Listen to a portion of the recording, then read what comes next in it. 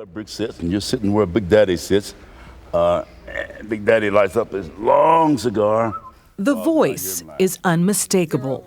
On stage, This is CNN. on television, One day, Simba, the sun will set on my time here. and on the big screen. That's beyond our borders. You must never go there, Simba. A majestic basso profundo that speaks for some of the most beloved If this is a consular ship, where is the ambassador? and despicable creations of our popular culture. Commander, tear this ship apart until you found those plans and bring me the passengers. I want them alive. Oh, Big Daddy, will you please just give me my crutch? First, you answer my question. Why do you drink? These days, 77-year-old James Earl Jones is back on Broadway as Big Daddy, the larger-than-life patriarch in Tennessee Williams' Cat on a Hot Tin Roof. Turn that thing on! That's my precious baby. Sorry, turn it back on! It feels great to be back on stage. In fact, I can't wait to get back today. Is this somewhat of a oasis for you? Oh, I wouldn't say that. An oasis is a place for survival, and this is about joy, you know? So it's your playpen. It's a plaything, yeah, yeah. It's been 50 years since James Earl Jones landed his first Broadway role. Since then, he's done everything from Shakespeare to August Wilson to John Steinbeck. Watch him. Yeah, watch him. His transition from stage to screen was seemingly effortless. His portrayal of a character based on world heavyweight champion Jack Johnson in The Great White Hope earned him his first Tony Award in 1968 and an Oscar nomination 2 years later for the film version. That's why he is, and that's what I'm getting. And I'm gonna get it the same saying yes or no. Say it don't matter what I do. Men now, you understand? And I don't want you watching. The father of an African-American pride. He didn't set out to do that. He was not a politician. It's just the way he felt. He felt a total man. He wanted everybody to accept him as a total man, and they weren't about to, you know. James Earl Jones's own journey began in 1931 on a farm in Mississippi. His parents were separated before he was born and left him to be raised by his maternal grandparents.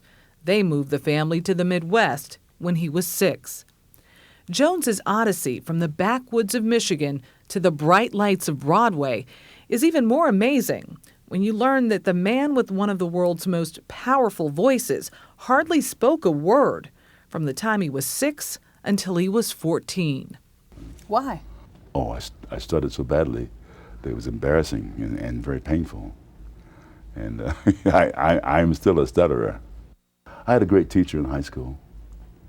Donald Crouch, Professor Crouch, was my English teacher. And when he discovered that I secretly wrote poetry, he challenged me. He said, Jim, if you like words that much, you know, you should be able to say them out loud. Why don't you get up in front of the class and read that poem you wrote? Prove you wrote it, because I don't think, that poem is so good, I don't think you really wrote it. The only way you can prove you wrote it is to say it out loud, but from memory. Well, that started something. You showed him. I didn't just show him. I showed myself that those are my words, those are my thoughts, and I had a right to commune with my own thoughts out loud. In the early 70s, Jones's career stalled. It seemed not even the cachet of an Oscar nod could bring the parts he longed for. Did you expect more roles to come your way after that? Yes, I did. My agent did also. But I ran into a very interesting phenomenon that is black resistance to certain stories being told. The NAACP and some high-profile blacks, including Ossie Davis and Coretta Scott King, protested Jones's portrayal of black characters, claiming he misrepresented the historical figures. To Jones, it was all a case of bad timing, with a little censorship mixed in. Well, the same reason the Jews resist the Holocaust story being told, especially intellectuals who say, you can't tell it right, so don't tell it at all. You know, and perhaps they're right, but that's okay too. You know, that I could shift gears. You know, also to discover commercials. You've done your fair share.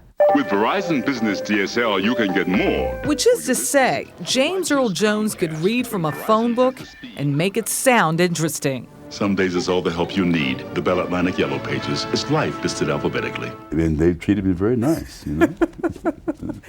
They said, come have a seat. Would you like a glass of water? We do that here. Yeah, you're very nice. That's why I'm here. Between stints as a pitchman, he found work in soap operas, rarely turning down a chance to create a role, any role. You've been the groundbreaker. I mean, the first black doctor in a soap opera, the first black Who got excited about that? Because I sure didn't. You didn't? No. Get a life, especially the kids use. Don't people get excited about me being the first black doctor in a soap opera? As the world turns. I got a job and I had a chance to work in front of a camera, which was hard to find, you know. He can make jokes about it now, but despite his prodigious talent, there were some pretty thin years.